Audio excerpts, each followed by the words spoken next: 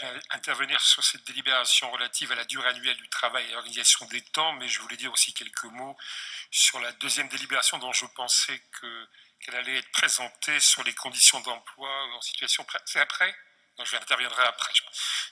Alors, l'on peut critiquer ou approuver la loi 2019-828 du 6 août 2019 de transformation de la fonction publique qui impose au 1er janvier 2022 le temps de travail annuel de 1607 heures dans toutes les collectivités locales, l'application stricte des 35 heures et supprime de fait des régimes plus favorables en termes de temps de travail pour le personnel.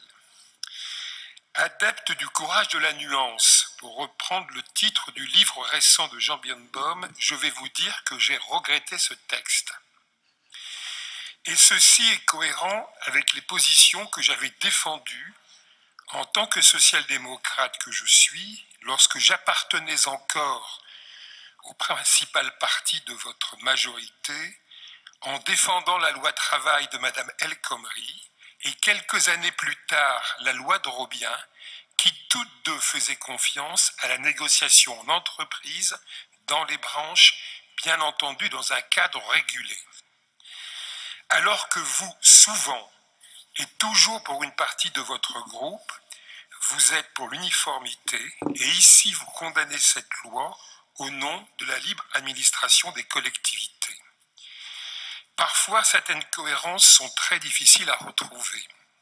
Mais disons-le, avec M. Rabault, votre directeur général adjoint aux ressources humaines, et Martin David Brochen, votre adjoint aux ressources humaines, sur cette question des 1607 heures, vous avez pris le temps de l'écoute et de la négociation, vous avez pris en compte la question de la pénibilité, vous avez sur ce point donné corps, réalité au dialogue social.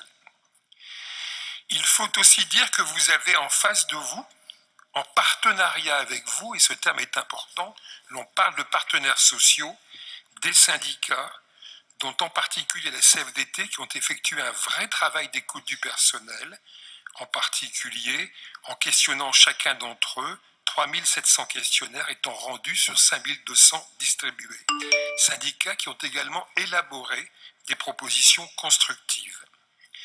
Finalement, de fait, quel que soit ce qu'on pense de cette loi et cette démarche de négociation concrète vont permettre ici, dans cette ville, des avancées importantes pour les personnels dont les métiers sont classés en pénibilité.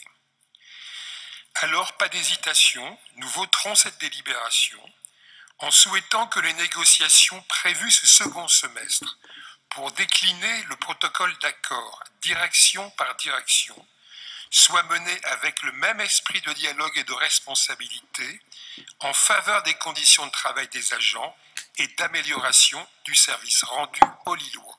Je vous remercie. Merci Madame Delacroix.